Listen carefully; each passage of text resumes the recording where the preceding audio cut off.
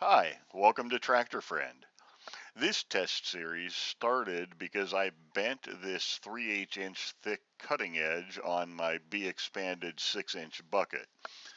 I started with a new bucket and I dug 24 inches deep for 300 feet near two trees. There were some good sized roots. This one has my extra large glove on it for a size comparison. And the biggest one has my size 13 shoe on it, and really it isn't small at all. So I set forth in Fusion 360 and stole a big attachment company's design. Thanks, Travis. A friend then had it cut out of 1/2 inch AR450 steel. So now I'm going to see if I can tweak it at all. Today I'm just having some fun and getting some seat time.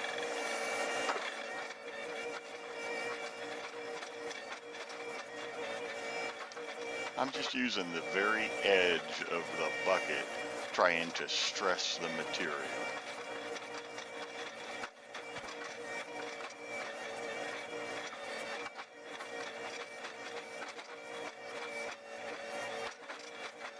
I chipped away at it for about 20 minutes and then broke it off.